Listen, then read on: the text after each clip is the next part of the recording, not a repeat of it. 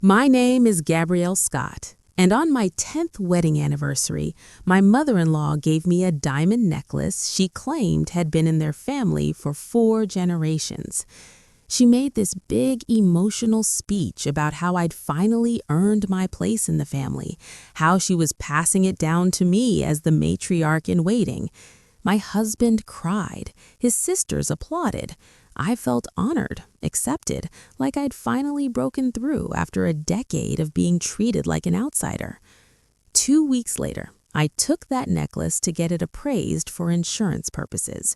The jeweler looked at it for less than 30 seconds before he told me it was costume jewelry, worth maybe $40, not 4 generations old, not diamonds, not even real gold. That's when I started asking questions. And what I discovered wasn't just about a fake necklace.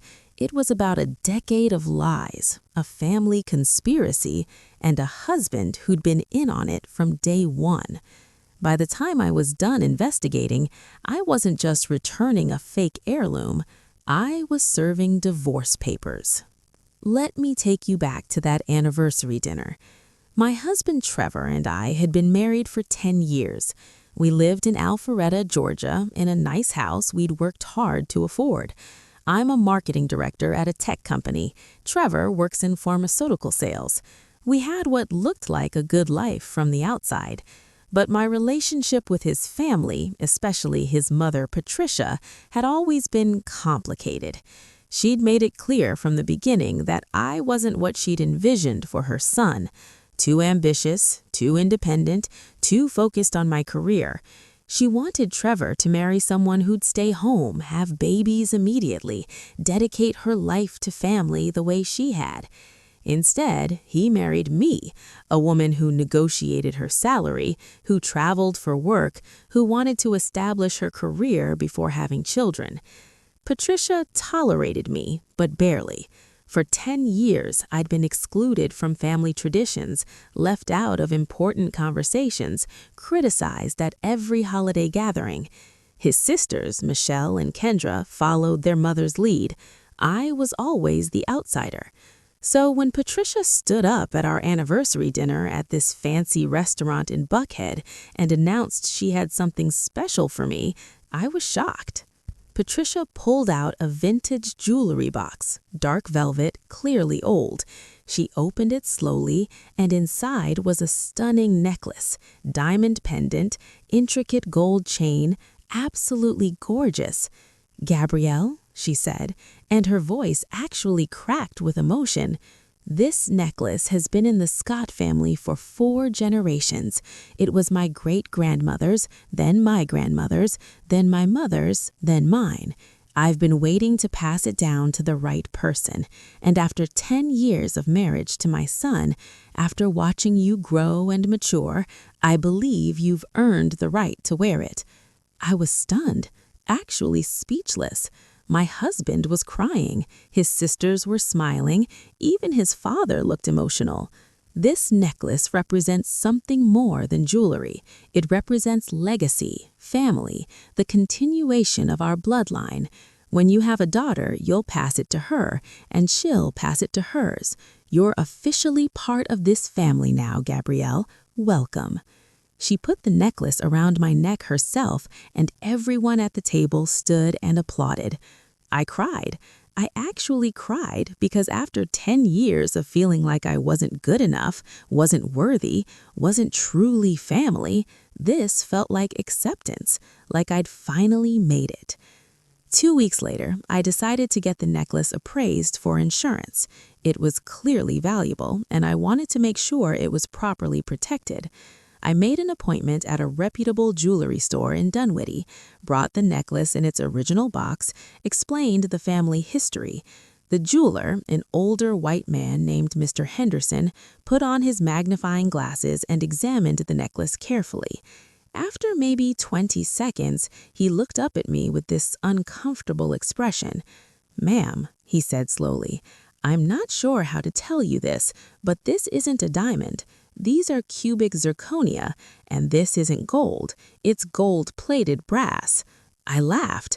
I actually laughed because he had to be wrong. "No, that's not possible," I said. "This necklace is over 100 years old. It's been in my husband's family for 4 generations." Mr. Henderson looked even more uncomfortable. "Ma'am, this piece is maybe 10 years old at most. The style, the craftsmanship, the materials, this is modern costume jewelry. Nice costume jewelry, but costume jewelry nonetheless. It's worth maybe $40, $50 retail." I sat in my car in that jewelry store parking lot for 20 minutes, just staring at the necklace in its box. Why would Patricia give me fake jewelry and pretend it was a priceless family heirloom? Was it a mistake? Had she been scammed herself at some point, given a fake replacement without realizing it? Or was this deliberate? I drove home and immediately called Trevor at work. "Hey, baby," he answered, sounding distracted. "I need to talk about the necklace your mother gave me." There was a pause, a long pause. "What about it?" His voice had changed, guarded. "I had it appraised today for insurance. Trevor, it's fake. It's costume jewelry worth $40. Silence, complete silence. "Trevor, did you hear me?" "Yeah, I heard you. Look, I'm in the middle of something. We can talk about this when I get home." "No, we're talking about it now. Did you know it was fake?" Another pause. Then, "Gabrielle, it's complicated. I'll explain when I get home." He knew. My husband knew. His mother gave me fake jewelry and let me believe it was real. Trevor came home early, which told me everything I needed to know. He'd probably called his mother the second we hung up. When he walked in, I was sitting at the kitchen table with the necklace and the appraisal report laid out in front of me. "Talk," I said. He sat down, wouldn't look me in the eye. "It's not what you think." "Then tell me what it is, Trevor, because what I think is that your mother gave me fake jewelry, made up some story about 4 generations of family history, and you let her do it. You stood there and cried like it was real." He rubbed his face with both hands. "It was my mother's idea. She wanted to do something special for our 10th anniversary, something that would make you feel included, but she didn't want to give you any actual family heirlooms because..." "Because why, Trevor?" "Because you might take them in a divorce." The words hit me like a physical blow. "Excuse me?" "My mother was worried. You and I have been having problems, Gabrielle. Don't act like you haven't noticed. We barely talk anymore. You're always working. We haven't been intimate in months. She thought if things didn't work out between us, she didn't want you walking away with real family jewelry."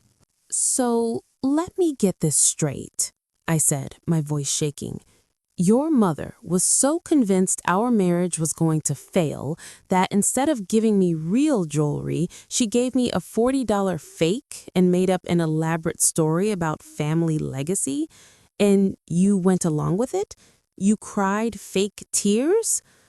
"It's not that simple," Trevor said.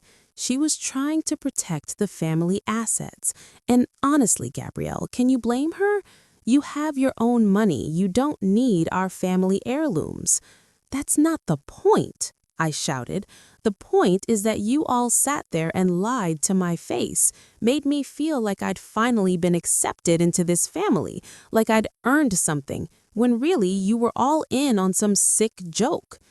"It wasn't a joke," Trevor said. "It was just precautionary."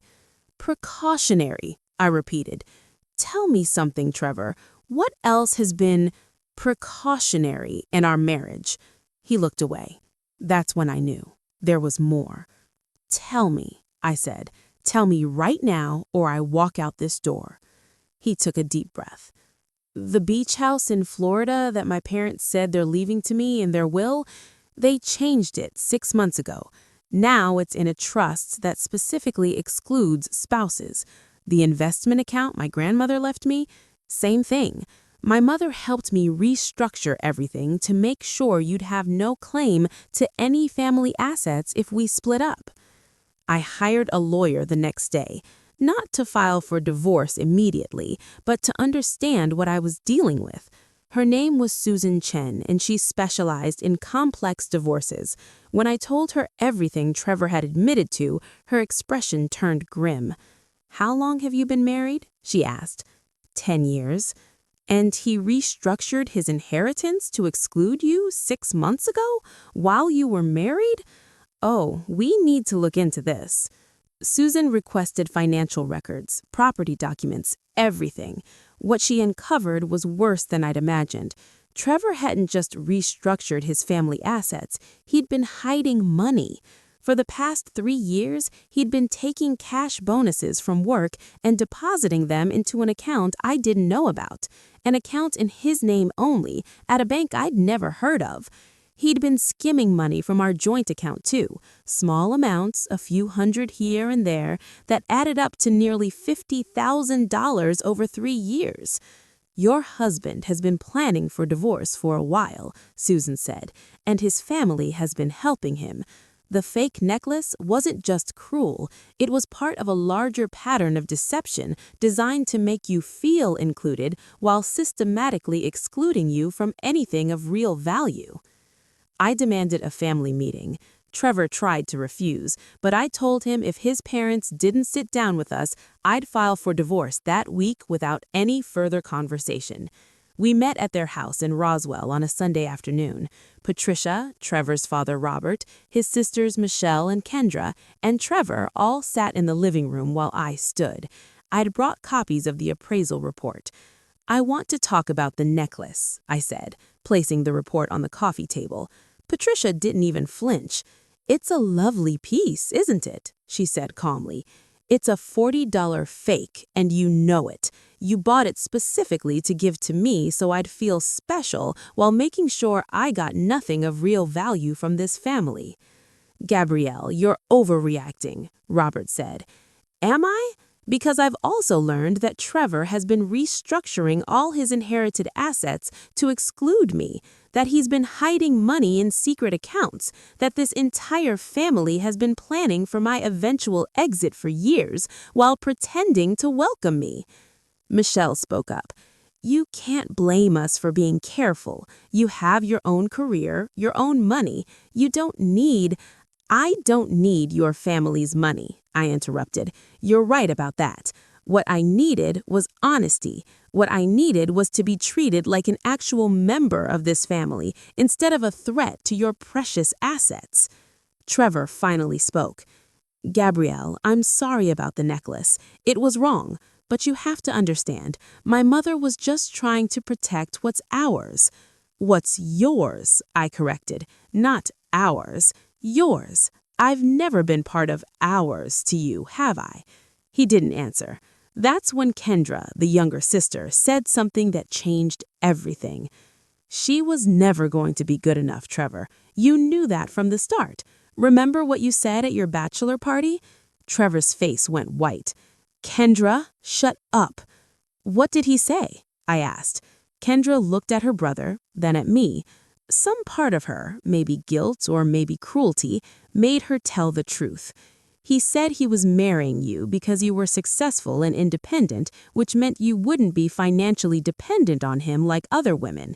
He said it was better to marry someone who had her own money so his family money would stay in the family." The room went silent. Trevor couldn't look at me. "Is that true?" I asked him. He didn't answer. He didn't have to. I could see it in his face. I'd been a strategic choice, not someone he loved enough to build a life with, someone who posed minimal financial risk to his family's wealth. I filed for divorce the next day, not because of the fake necklace, though that was the catalyst, but because that necklace represented everything wrong with my marriage. 10 years of pretending, 10 years of never being good enough, 10 years of being evaluated as a financial risk rather than loved as a partner. The divorce took 8 months. My lawyer Susan was brilliant. She proved that Trevor had been hiding marital assets, which meant his attempt to exclude me from his inheritance backfired.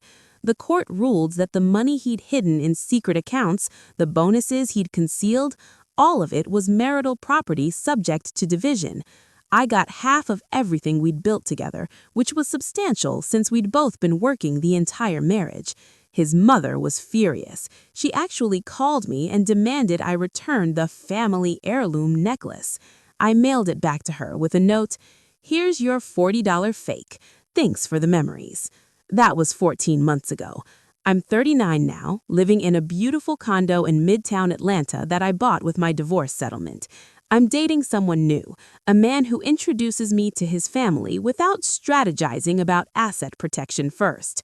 And I learned something valuable from that fake necklace. Sometimes the most precious thing you can lose in a relationship is your dignity, and the most valuable thing you can reclaim is knowing your worth. I'm worth more than $40 of fake diamonds. I'm worth truth, respect, and genuine love, and I'll never settle for less again.